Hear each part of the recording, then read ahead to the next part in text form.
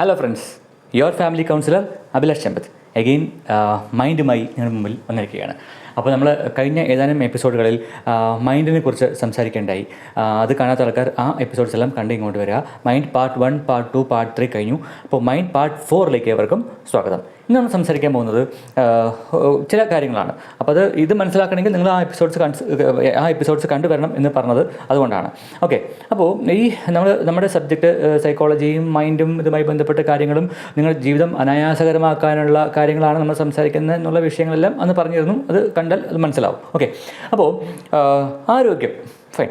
അപ്പോൾ നമ്മൾ പിന്നെ മൈൻഡ് എപ്പിസോഡ് 4ലേക്ക് പോകുന്നതിന് മുമ്പേ ആരോഗ്യം അഥവാ ഹെൽത്ത് എന്നുള്ള വാക്കിൻ്റെ നിർവചനം എന്താണ്, ഡെഫിനിഷൻ എന്താണ് എന്നുള്ള കാര്യമാണ് ഞാൻ ഇന്ന് ആദ്യം തുടങ്ങാൻ ഉദ്ദേശിക്കുന്നത്. ഓക്കെ, ആരോഗ്യം എന്ന് പറയുമ്പോൾ പൊതുവേ നല്ല മസിലൊക്കെ ഉണ്ട്, നല്ല എന്താ പറയുക, ആൾ നല്ല ഓടുന്നുണ്ട്, ചാടുന്നുണ്ട്, അയാൾക്ക് അസുഖങ്ങളൊന്നും വരുന്നില്ല, അല്ലെങ്കിൽ നല്ലപോലെ ഭക്ഷണം കഴിക്കുന്നുണ്ട് എന്നുള്ളൊരു കോൺസെപ്റ്റ്, നല്ല സ്പോർട്ടിയാണ്, നല്ല മസ്കുലർ ബോഡിയാണ്, ജിമ്മിലൊക്കെ പോകുന്നുണ്ട് എന്നൊക്കെ പറയുന്ന സമയത്ത് അയാൾക്ക് ഭയങ്കര ആരോഗ്യമാണ് അല്ലേ, ഭയങ്കര ആരോഗ്യമാണ് എന്നാണ് പൊതുവേ നമ്മുടെ സമൂഹം അല്ലെങ്കിൽ നമ്മുടെ ആൾക്കാർ പൊതുവേ പറയാറ്. പക്ഷേ കുറച്ചുകൂടെ ഒന്ന് ഡീപ്പായിട്ട് തിങ്ക് ചെയ്യുന്ന സമയത്ത് അങ്ങനെ നല്ല മസിലും നല്ല കായബലവും ആകാര സൗഷ്ഠവവും മറ്റേ അസുഖങ്ങൾ വരാത്തൊരു കാര്യവും നല്ലപോലെ ഭക്ഷണം കഴിച്ചുകൊണ്ട് മാത്രവും ഒരു വ്യക്തി ആരോഗ്യവാനാണ് എന്ന് പറയുക എന്ന് പറയുന്നത്, പൂർണ്ണ ആരോഗ്യവാൻ എന്ന് പറയുക എന്നുള്ളത് നമുക്ക് അത്ര യോജിക്കാൻ പറ്റാത്തൊരു കാര്യമാണ്. കാരണം എന്താണെന്ന് ചോദിച്ചു കഴിഞ്ഞാൽ അതാണ് നമ്മുടെ ഒരു പോയിന്റ്.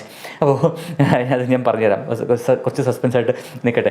അപ്പോൾ ആരോഗ്യം എന്നുള്ള വാക്കിനെ കുറിച്ച് പറയുമ്പോൾ നമുക്ക് മനസ്സിലാക്കാൻ പറ്റുന്നത് ഈ പറഞ്ഞ കാര്യങ്ങളൊക്കെയുള്ള വ്യക്തിക്ക് നല്ല ആരോഗ്യവാൻ ആണ്, അല്ലെങ്കിൽ ഈ വ്യക്തിക്ക് നല്ല ആരോഗ്യമുണ്ട് എന്നുള്ളത് നമ്മൾ മനസ്സിലാക്കാം. പക്ഷേ ഡെഫിനിഷൻസ് പ്രകാരം, അതായത് ലോകാരോഗ്യ സംഘടന പോലെയുള്ള നമ്മുടെ ആരോഗ്യ പരിപാലന രംഗത്തെ പല സംഘടനകളും ആരോഗ്യത്തിനെ കുറിച്ച് പറയുന്നത് പ്രധാനമായും 4 ഘടകങ്ങൾ ഉണ്ടെങ്കിൽ മാത്രമാണ് ഒരു വ്യക്തിക്ക് പൂർണ്ണ ആരോഗ്യം ഉണ്ടാവുക എന്നുള്ളതാണ്. അപ്പോൾ ഞാൻ നേരത്തെ പറഞ്ഞ മസിലും ഭക്ഷണവും മറ്റുള്ള കാര്യങ്ങളെല്ലാം എന്താണ്, ശാരീരികമായിട്ടുള്ള ആരോഗ്യം എന്ന് മാത്രമേ നമുക്ക് പറയാൻ പറ്റുള്ളൂ. പൂർണ്ണ ആരോഗ്യം എന്ന് പറയുന്നത് 4 ഘടകങ്ങളാണ്. ആ 4 ഘടകങ്ങളിലെ ഒരു ഘടകമാണ് എന്താണ്, ശാരീരികമായിട്ടുള്ള ആരോഗ്യം. ഫൈൻ. ഈ രണ്ടാമത്തെ ഘടകം എന്താണ് എന്നുള്ളതാണ് നമ്മുടെ ചോദ്യം. ഈ ആരോഗ്യം എന്ന് പറയുന്ന കാര്യത്തിൽ രണ്ടാമത്തെ ഘടകമാണ് മാനസികമായ ആരോഗ്യം, മെൻ്റൽ ഹെൽത്ത് എന്ന് പറയുന്നത്. ഈ മെൻ്റൽ ഹെൽത്തിനെ കുറിച്ച് ഞാൻ കഴിഞ്ഞ എപ്പിസോഡ്സിൽ വിശദമായിട്ട് mind part 1, mind part 2, mind part 3 പറയുന്നുണ്ട്. അപ്പോൾ മാനസികമായിട്ട് ആരോഗ്യം എന്ന് പറയുന്നത് ചുരുക്കത്തിൽ ഞാൻ ഒന്നുകൂടെ പറഞ്ഞുതരാം. ആ എപ്പിസോഡ്സ് കണ്ടു കഴിഞ്ഞാൽ വിശദമായിട്ട് കിട്ടും. എന്നാലും ഒന്നുകൂടെ ഞാൻ പറഞ്ഞുതരാം പ്രീവിയസ് എപ്പിസോഡ്സ്. അപ്പോൾ മാനസികമായിട്ട് ആരോഗ്യം എന്ന് പറയുന്ന ഒരു വ്യക്തിക്ക് അയാളുടെ ഇമോഷൻസ്, ഫീലിങ്സ്, ബിഹേവിയർ അല്ലേ, അയാളുടെ ഒരു ചിന്ത, ഇതെല്ലാം നല്ല പ്ലസൻ്റായി, പോസിറ്റീവായി, വളരെ ആനന്ദദായകമായി സൂക്ഷിക്കാൻ പറ്റുന്ന ഒരവസ്ഥയാണ് ശരിക്കും മാനസികമായ ആരോഗ്യം എന്ന് പറയുന്ന ഒരു അവസ്ഥ എന്ന് പറയുന്നത്. അല്ലെങ്കിൽ ഒരു വ്യക്തിക്ക് അയാളുടെ ചിന്തകൾ, പെരുമാറ്റങ്ങൾ, അയാളുടെ സ്വഭാവങ്ങൾ, അയാളുടെ ഫീലിങ്സ്, ഇമോഷൻസ് മുതലായ പല കാര്യങ്ങളും ഒരു വ്യക്തിക്ക് പോസിറ്റീവായി, ആനന്ദകരമായി, ജീവിതം അനായാസകരമായി മുന്നോട്ട് കൊണ്ടുപോകാൻ പറ്റുന്നു എന്ന് തോന്നുന്ന ഒരു അവസ്ഥയിലാണ് നമ്മൾ ആ വ്യക്തിയെ മാനസികമായ ആരോഗ്യമുണ്ട്, അല്ലെങ്കിൽ ആ വ്യക്തി മാനസികമായ ആരോഗ്യവാനാണ് എന്ന് നമ്മൾ പറയുന്നത്. അത് പഴയ വീഡിയോസ് ഫോളോ ചെയ്യാം. ഓക്കെ, അപ്പോൾ രണ്ടാമത്തെ കാര്യം, ഒന്നാമത്തെ പറഞ്ഞത് ഈ 4-ൽ 1 ശാരീരികമായിട്ട് ആരോഗ്യം, 4-ൽ രണ്ടാമത്തെ കാര്യം എന്ന് പറയുന്നത് മാനസികമായിട്ട് ആരോഗ്യം എന്ന് ഞാൻ പറഞ്ഞു. ഇനി 4-ൽ മൂന്നാമത്തെ കാര്യം എന്താണ്, മൂന്നാമത്തെ ആരോഗ്യം എന്താണ് അറിയാമോ?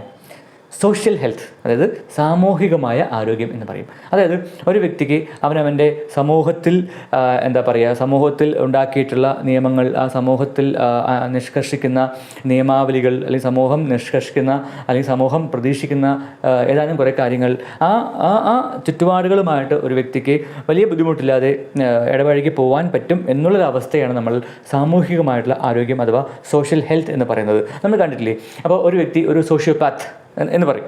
അത് ഞാൻ പറഞ്ഞുതരാം, പിന്നീട് വരുന്ന വീഡിയോസിലൊക്കെ ഞാൻ പറഞ്ഞു തരുന്നുണ്ട്. അപ്പോൾ ഒരു വ്യക്തി സോഷ്യോപാത്ത് എന്ന് പറയുമ്പോൾ അദ്ദേഹം സമൂഹത്തിന് വിനാശകരമായ രീതിയിൽ പ്രവർത്തിക്കുന്ന ഒരു വ്യക്തിയാണ് സോഷ്യോപാത്ത് എന്ന് പറയാം. അപ്പോൾ അദ്ദേഹത്തിന് സോഷ്യൽ ഹെൽത്ത് എന്നുള്ള ഒരു വിഷയം അവിടെ ഉണ്ടാവുന്നില്ല. അതുപോലെ തന്നെ തിരിച്ച് ഈ മാനസികമായിട്ട് ആരോഗ്യമില്ലാത്തൊരു വ്യക്തി, ഓക്കെ. നേരത്തെ പറഞ്ഞ മെൻ്റൽ ഹെൽത്ത് എന്ന് പറഞ്ഞുള്ള ആ ഒരു ഫാക്ടർ ഇല്ലാത്ത വ്യക്തി സമൂഹത്തിനൊരു ഒരു ബുദ്ധിമുട്ടുണ്ടാക്കുന്ന ഒരു അവസ്ഥ ഉണ്ടാക്കുന്ന വ്യക്തിയാണെങ്കിലും അദ്ദേഹത്തിന് ഈ സമൂഹവുമായി ഇണങ്ങിച്ചേരാൻ പറ്റാത്തൊരു അവസ്ഥയിലാണ് അദ്ദേഹം പോകുന്നതെങ്കിലും കൂടെ നമുക്ക് അദ്ദേഹത്തിന് സാമൂഹികമായിട്ടുള്ള ആരോഗ്യം ഇല്ല എന്ന് വേണം പറയാൻ. ഒരു മദ്യപാനിയാണെങ്കിൽ, ഒരു ഒരു പേഴ്സണാലിറ്റി ഡിസോർഡർ ഉള്ള ആളാണെങ്കിൽ, ഒരു കുടുംബ പ്രശ്നം ഉണ്ടാക്കുന്ന ആളാണെങ്കിൽ, ഒരു സാമൂഹിക പ്രശ്നം ഉണ്ടാക്കുന്ന ആളാണെങ്കിൽ കണ്ടില്ല. ഇപ്പോൾ പോകുന്ന വഴിക്ക് കേബിൾ മുറിച്ച് വിട്ടു, അത് കേബിൾ ടിവിയുടെ കേബിൾ മുറിച്ച് വിട്ടു. പണ്ട് ലാൻഡ് ലൈൻ ഉണ്ടാകുന്ന സമയത്ത് ചുമ്മാ പോകുമ്പോൾ ശത്രുതയുള്ള ആൾക്കാർ ലാൻഡ് ഫോൺ മുറിച്ച് വിട്ടു, ലാൻഡ് ഫോണിൻ്റെ കേബിൾ മുറിച്ച് വിട്ടു, കാർ ടയറിൻ്റെ കാറ്റൂരി വിട്ടു, സൈക്കിൾ ടയറിൻ്റെ ബൈക്ക് ടയറിൻ്റെ കാറ്റൂരി വിട്ടു. ഇതെല്ലാം സോഷ്യലി ഹെൽത്തി ആയിട്ട് നമുക്ക് പറയാൻ സാധിക്കുന്ന കാര്യങ്ങളല്ല. ഇതെല്ലാം കണക്റ്റഡ് ആണ്. ഇപ്പോൾ മെൻ്റൽ ഹെൽത്തും സോഷ്യൽ ഹെൽത്തും എല്ലാം കണക്റ്റഡ് ആണ്. ഇതൊക്കെ ഞാൻ വിശദമായിട്ട് പറഞ്ഞുതരാം. ഓക്കെ. ഇത്തരം കാര്യങ്ങളിൽ ശ്രദ്ധിക്കേണ്ട ഒരു കാര്യമാണ്. അപ്പോൾ ഈ വ്യക്തിയുടെ സോഷ്യൽ ഹെൽത്ത് അല്ലെങ്കിൽ സാമൂഹികമായിട്ടുള്ള ആരോഗ്യം എന്ന് പറയുന്ന ഒരു വിഷയം എന്ന് പറയുന്നതും നമുക്ക് ഏറ്റവും വലിയ പ്രധാനപ്പെട്ട മൂന്നാമത്തെ ആരോഗ്യത്തിൻ്റെ പോയിൻ്റാണ്. ഇനി നാലാമത്തെ പോയിൻ്റാണ് സ്പിരിച്വൽ ഹെൽത്ത് എന്ന് പറയുന്നത്. സ്പിരിച്വൽ ഹെൽത്ത് അഥവാ ആധ്യാത്മികമായ ആരോഗ്യം എന്ന് വെച്ചാൽ ഭയങ്കര ഭക്തി ഇവിടെ നടക്കുന്ന വ്യക്തി ഭയങ്കര ആരോഗ്യവാനാണ് എന്നല്ല അതിനർത്ഥം. ഈ പറഞ്ഞ ശാരീരികവും മാനസികവും സാമൂഹികവും ആയിട്ട് ഒരു പ്രശ്നമില്ലാതെ ഈസി ആയിട്ട് ജീവിച്ചു പോകുന്ന വ്യക്തിക്ക് കുറച്ചൊരു ഒരു സ്പിരിച്വൽ ബിലീഫ് കൂടെ ഉണ്ടെങ്കിൽ, അത് സ്പിരിച്വൽ ബിലീഫ് എന്ന് പറയുമ്പോൾ ഞാൻ റിലീജിയസ് ബിലീഫ് ആയിട്ടൊന്നും കണക്ട് ചെയ്യരുത്. ഇത് ഡെഫിനേഷൻ്റെ ഭാഗമായിട്ട് പറയുന്ന നാലാമത്തെ പോയിൻ്റാണ് സ്പിരിച്വൽ ഹെൽത്ത് എന്ന് പറയുന്നത്, ആധ്യാത്മികമായിട്ടുള്ള ആരോഗ്യം. മേ ബി പ്രയേഴ്സ് അല്ലെങ്കിൽ അതുപോലത്തെ ചാൻറ്റിങ്സ്, പ്രയർ ചാൻറ്റിങ്സ് എന്ന് പറയുന്ന വിഷയങ്ങളൊക്കെ നമ്മുടെ മാനസികമായിട്ടുള്ള ആരോഗ്യത്തിനെയും ശാരീരികമായിട്ടുള്ള ആരോഗ്യത്തിനെയും സാമൂഹിക ആരോഗ്യത്തിനെയും എല്ലാം തിരിച്ചും കോംപ്ലിമെൻറ്റ് ചെയ്യും. നേരെ മറിച്ച് തികച്ചും ഒരു അവിശ്വാസിയാണെങ്കിൽ ഈ ഒരു സ്പിരിച്വൽ ഹെൽത്ത് എന്ന് പറഞ്ഞ വിഷയം അദ്ദേഹത്തിന് ഒരു പക്ഷേ ഉൾക്കൊള്ളാനോ സ്വീകരിക്കാനോ പറ്റാത്ത ഒരു ആശയമായിരിക്കാം. പക്ഷേ ഡെഫിനിഷനാണ് ഞാൻ പറഞ്ഞു തരുന്നത്. If you are A healthy person, according to the World Health Organization, if you are a healthy person, there should be 4 parameters to become healthy. You should be physically healthy, you should be mentally healthy, you should be socially healthy, and ultimately you should be spiritually healthy as well. ഈ 4 കാര്യങ്ങളും ഉണ്ടെങ്കിൽ മാത്രമാണ് നിങ്ങൾ പൂർണ്ണ ആരോഗ്യവാൻ എന്ന് പറയുക. ഈ പറഞ്ഞ 4 കാര്യങ്ങളും നിങ്ങൾ സ്വന്തം ലോജിക്കിൽ ആലോചിച്ച് കഴിഞ്ഞാൽ ഈ 4 പോയിൻറ്റ്സും പരസ്പരം കണക്റ്റഡ് ആണ് അല്ലേ. ഒരു വ്യക്തിക്ക് ഈ മൈൻഡ് ബോഡി കണക്ഷൻ എന്ന് പറയുമല്ലോ, അത് നല്ല ആരോഗ്യമുള്ള ശരീരത്തിലാണ് നല്ല ആരോഗ്യമുള്ള മനസ്സുണ്ടാവുള്ളൂ എന്ന് പറയും. നല്ല ആരോഗ്യമുള്ള മനസ്സിലാണ് നല്ല ആരോഗ്യമുള്ള ശരീരം ഉണ്ടാവുള്ളൂ എന്ന് പറയും. അപ്പോൾ ഈ പറഞ്ഞ മൈൻഡ് സ്ട്രോങ് ആണെങ്കിൽ മൈൻഡ് സ്ട്രോങ് ആണെങ്കിൽ ബോഡി സ്ട്രോങ് ആവും, ബോഡി സ്ട്രോങ് ആണെങ്കിൽ മൈൻഡ് സ്ട്രോങ് ആവും. ഒരു കണക്ഷൻ ഉണ്ട്. പക്ഷേ അത് 100% ബോഡി സ്ട്രോങ് ആയി കഴിഞ്ഞാൽ മൈൻഡ് സ്ട്രോങ് ആവും എന്ന് ഞാൻ ഒരിക്കലും പറയില്ല. ഒരു മെൻ്റൽ ഹെൽത്ത് പ്രൊഫഷണൽ, ഒരു സൈക്കോളജിസ്റ്റ് എന്നുള്ള നിലയ്ക്ക് ഒരിക്കലും ഈ ഫിസിക്കൽ ഹെൽത്ത് നല്ലപോലെ ഉണ്ടെങ്കിൽ മെൻ്റൽ ഹെൽത്ത് ഉണ്ടാവും എന്ന് 100% ശരിയല്ല. പക്ഷേ ഫിസിക്കൽ ഹെൽത്ത് ഉണ്ടെങ്കിൽ മെൻ്റൽ ഹെൽത്ത് ഉണ്ടാവാനുള്ള ചാൻസസ് കൂടുതലാണ്. ഓക്കെ. അതിന് പല കാരണങ്ങളും ഉണ്ട്. ഉദാഹരണം, ശാരീരികമായിട്ട് ഒരു വ്യക്തിക്ക് ആരോഗ്യമില്ല, ഭയങ്കര ക്ഷീണിതാവസ്ഥയുള്ള വ്യക്തിയാണെങ്കിൽ സ്വാഭാവികമായിട്ടും അയാൾക്കൊരു കോംപ്ലക്സ് വരും അല്ലേ. ഞാനിപ്പോൾ എൻ്റെ ആരോഗ്യം വളരെ കുറവാണ്, ഞാൻ മെലിഞ്ഞിരിക്കുകയാണ്, ഞാൻ എനിക്ക് സൊസൈറ്റിക്ക് ഇറങ്ങുന്ന സമയത്ത് ആൾക്കാരെ ശ്രദ്ധിക്കുമ്പോൾ അവരെന്ത് വിചാരിക്കും, എൻ്റെ ഒരു അപ്പിയറൻസ് പോരല്ലോ, എനിക്ക് ഭംഗിയില്ലല്ലോ, അങ്ങനെ ചില ആൾക്കാരെ പറയുന്നത് കേൾക്കാറില്ലേ. അപ്പോൾ സ്വാഭാവികമായിട്ടും ശരീരത്തിൻ്റെ ആരോഗ്യം കുറഞ്ഞു വരുമ്പോൾ അവരുടെ ഒരു കോൺഫിഡൻസ് പോവും, അവരുടെ ഒരു പ്രസരിപ്പ് പോവും എന്നുള്ള ലെവലിൽ സ്വാഭാവികമായിട്ടും അവരുടെ മനസ്സിൻ്റെ ആരോഗ്യം നഷ്ടപ്പെട്ടു പോകാനുള്ള സാധ്യതയില്ലേ എന്ന് ചോദിച്ചു കഴിഞ്ഞാൽ ഉണ്ട്. അതുപോലെ തന്നെ ശാരീരികമായിട്ട് നല്ല സ്റ്റൗട്ടാണ്, വെൽ ബിൽഡാണ്, പക്ഷേ ഇദ്ദേഹത്തിന് ഈ ഞാൻ കഴിഞ്ഞ എപ്പിസോഡ്സിൽ പറഞ്ഞ പോലെ തന്നെ ഹാപ്പിനെസ് ഹോർമോൺസ് എന്ന് പറഞ്ഞ സംഭവം ഉണ്ടായിരുന്നു കഴിഞ്ഞ വീഡിയോ. ഈ ബ്രെയിനിൽ ഹാപ്പിനെസ് ഹോർമോൺസ് ഉദ്ദേശിച്ച പോലെ ഇല്ലെങ്കിൽ ശരീരത്തിൽ വല്ല മസിലിലായിട്ട് കാര്യമൊന്നുമില്ല, അല്ല ബ്രെയിൻ ഹോർമോൺസ് വർക്ക് ചെയ്തില്ലെങ്കിൽ അദ്ദേഹത്തിന് മെൻ്റൽ ഹെൽത്ത് ഉണ്ടാവില്ല, സന്തോഷിക്കാൻ സാധിക്കില്ല, അയാൾ നല്ലപോലെ പെരുമാറില്ല, നല്ലപോലെ എൻജോയ് ചെയ്യില്ല, ലൈഫ് വളരെ വിരസമായിരിക്കും, അങ്ങനെ കുറേ കാര്യങ്ങളുണ്ട്. അപ്പോൾ മൈൻഡ് ബോഡി കണക്ഷനുണ്ട്. തിരിച്ച് ഞാൻ ഒന്നുകൂടെ പറഞ്ഞുതരാം. അപ്പോൾ ഞാൻ നേരത്തെ പറഞ്ഞ സെയിം എക്സാമ്പിൾ, ഒരു വ്യക്തിക്ക് ശാരീരികമായിട്ടുള്ളൊരു ആരോഗ്യ പ്രശ്നം അല്ലെങ്കിൽ ഒരു കോംപ്ലക്സ് വരുന്ന സമയത്ത് മാനസികമായിട്ട് ഡൗൺ ആവണമെന്ന് പറഞ്ഞ പോലെ തന്നെ ഒരു വ്യക്തിക്ക് നല്ല സൗന്ദര്യവും ശാരീരികമായിട്ട് നല്ല സൗന്ദര്യവും ആരോഗ്യവും ഒക്കെ ഉള്ളൊരു വ്യക്തി ആണെങ്കിൽ അദ്ദേഹത്തിന് മാനസികമായിട്ടുള്ള ആരോഗ്യം കൂടാൻ സാധ്യത കൂടുതലാണ് അല്ലേ. അദ്ദേഹത്തിന് ഇൻഫീരിയോറിറ്റി കോംപ്ലക്സ് ഒന്നുമില്ല, അപ്പോൾ സാധ്യത കൂടുതലാണ്. പക്ഷേ സ്റ്റിൽ ഈ ഹാപ്പിനെസ് ഹോർമോൺസ് ബ്രെയിനിൽ കുറയുമ്പോൾ അദ്ദേഹത്തിന് ഉദ്ദേശിച്ച പോലെ സന്തോഷിക്കാൻ സാധിക്കില്ല എന്നുള്ളൊരു മറുവശം കൂടെ ഉണ്ട്. തിരിച്ചതുപോലെ തന്നെ ഒരാൾക്ക് ഹാപ്പിനെസ് ഹോർമോൺസ് നിറയെ മൈൻഡിലുണ്ട്, അദ്ദേഹത്തിന് എന്തൊക്കെ പ്രശ്നങ്ങളുണ്ടെങ്കിലും എല്ലാം അതിജീവിക്കാൻ സാധിക്കും എന്നുള്ള അവസ്ഥയാണെങ്കിൽ പോലും അദ്ദേഹത്തിന് ശാരീരികമായിട്ടുള്ള ആരോഗ്യം കുറവാണെങ്കിൽ, ഒരു അംഗവൈകല്യമോ അല്ലെങ്കിൽ ഒരു ഹാൻഡിക്യാപ്പോ അങ്ങനെയുള്ള ഒരു വ്യക്തിയാണെങ്കിൽ, അല്ലെങ്കിൽ അദ്ദേഹത്തിന് ഉദ്ദേശിച്ച പോലെ ശരീരപുഷ്ടിയില്ല, മെലിഞ്ഞ ആളാണെങ്കിൽ പോലും അദ്ദേഹത്തിന് ഈ പറഞ്ഞ പോലെ മൈൻഡ് സ്ട്രോങ് ആണെങ്കിൽ സ്വാഭാവികമായിട്ടും മറ്റൊക്കെ അദ്ദേഹത്തിന് തള്ളിക്കളഞ്ഞുകൊണ്ട് വലിയ കുഴപ്പമില്ല, എനിക്ക് പറഞ്ഞതുപോലെ കാര്യങ്ങളൊക്കെ ഹാൻഡിൽ ചെയ്യാൻ സാധിക്കും എന്നുള്ള ലെവലിലേക്ക് വ്യക്തിക്ക് അദ്ദേഹത്തിന് മാനേജ് ചെയ്യാൻ സാധിക്കുകയും ചെയ്യും. ഇങ്ങനെ പല പല പല കോമ്പിനേഷൻസ് കണ്ടില്ലേ? ഇത്രയും ഉണ്ടാവുള്ളൂ ചില ആൾക്കാരുടെ സൈസും അവരുടെ ഈ അവർ ഭയങ്കര ശക്തിയും ഭയങ്കര ആരോഗ്യവും ഭയങ്കര വർദ്ധമാനവും ഭയങ്കര ധൈര്യവും ഭയങ്കര ആത്മവിശ്വാസമൊക്കെ വരുന്നത് കണ്ടിട്ടില്ലേ? അത് ശരീരത്തിലുള്ളയും കൂടെ മനസ്സിനകത്തുള്ള ആ ഒരു ധൈര്യം ഉണ്ടാക്കുന്ന ഹോർമോണുകൾ, ന്യൂറോ ട്രാൻസ്മിറ്റേഴ്സ്, ഞാൻ കഴിഞ്ഞ എപ്പിസോഡ്സിൽ പറഞ്ഞിട്ടുള്ള ആ മനസ്സിലുണ്ടാക്കുന്ന ആ ഹാപ്പിനെസ് ഹോർമോൺസ് ധാരാളം പ്രൊഡ്യൂസ് ചെയ്യുന്നതുകൊണ്ടാണ് അവർക്ക് ഇത്രയും ഉള്ളെങ്കിലും കൂടെ ഇത്തിരി ശരീരമുള്ളെങ്കിലും കൂടെ അവർക്ക് ഒത്തിരി സന്തോഷവും ആത്മവിശ്വാസവും വരുന്നത് ആ ചില കാരണങ്ങൾ കൊണ്ട് മാത്രമാണ്. അതുപോലെ തന്നെ ഒത്തിരി ശരീരം ഉണ്ടെങ്കിൽ പോലും അവർക്ക് ഇത്തിരി മനസ്സിൻ്റെ ശക്തിയേ ഉള്ളൂ. അത് ഹാപ്പിനെസ് ഹോർമോൺസും മനസ്സിനെ ശക്തിപ്പെടുത്തുന്ന ഹോർമോണുകളും ഇത്തിരിയേ ഉള്ളൂ എങ്കിൽ, ഒത്തിരി ശരീരവും ഇത്തിരി മനസ്സിലെ ഹോർമോണുകളും ഉള്ളൂ എങ്കിൽ അദ്ദേഹത്തിന് സന്തോഷിക്കാൻ സാധിക്കില്ല. ഇങ്ങനെ ഒരുപാട് ഒരുപാട് ഒരുപാട് ഒരുപാട് കോമ്പിനേഷൻസ് ഉണ്ട്.